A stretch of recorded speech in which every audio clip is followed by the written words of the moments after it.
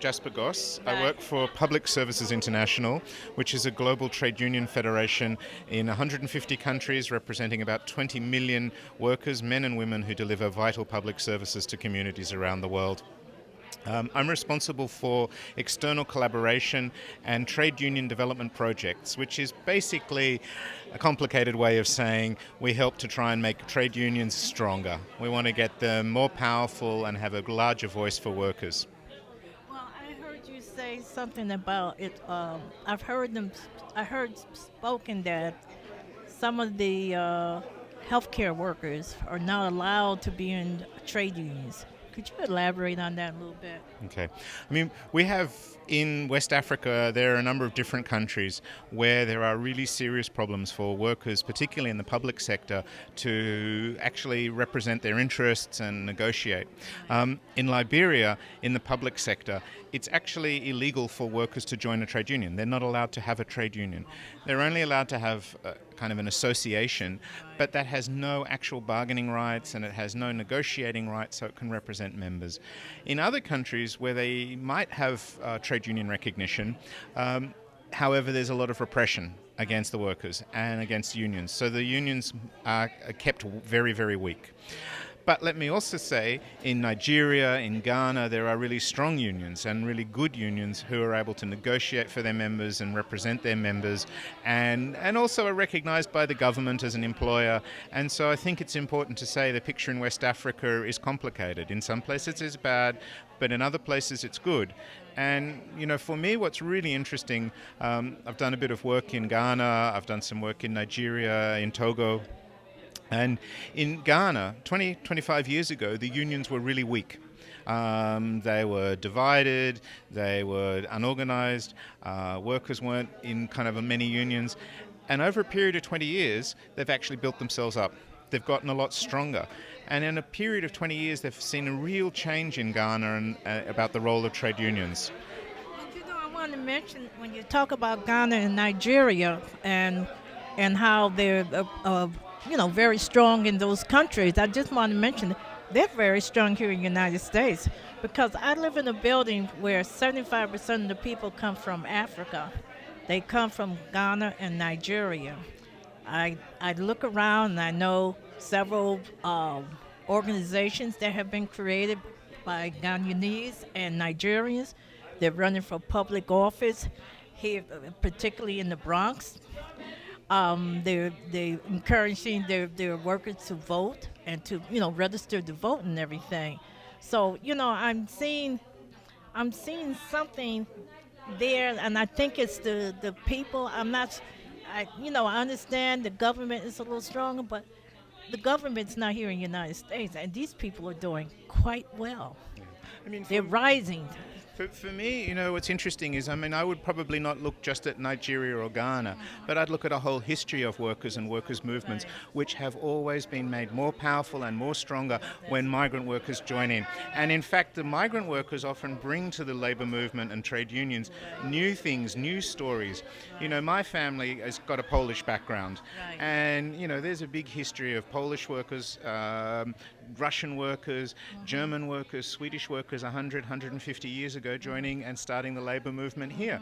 In Australia, in the country I grew up in, it was Italian and Greek workers who were, changed the labor movement in Australia and made it stronger. So, the labor movement gets stronger when it has migrant workers inside it. And I think, there's a huge amount to learn from that. And I see that as something as kind of the future, because we actually are able to speak better with workers when we ourselves look the same, when we look like who the workforce is. It's impossible to organize if you don't speak the local languages, if you don't speak, you don't share culture. And the union helps us overcome our differences. That's right. But we still have to get through the door. Right.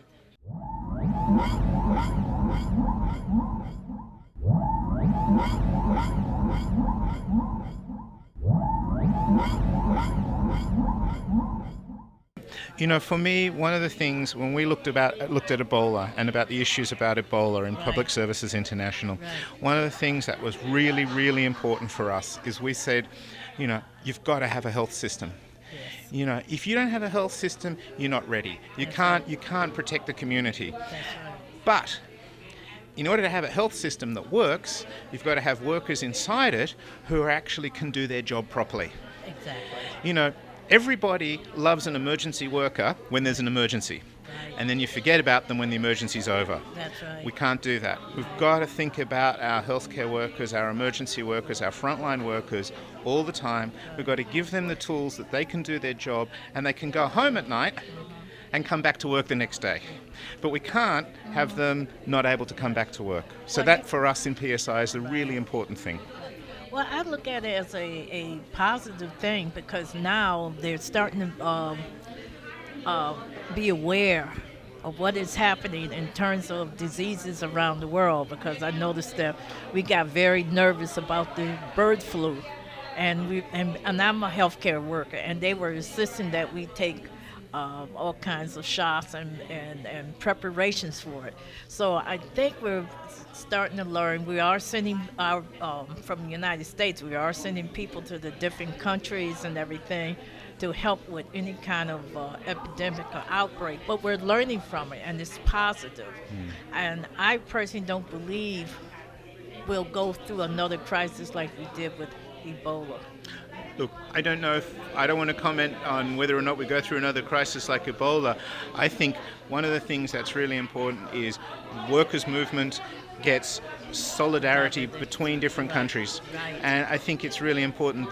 What we've done here today, bringing a worker representative from Africa to talk with worker representatives here from the US, this is the basis of actually how we make the system stronger.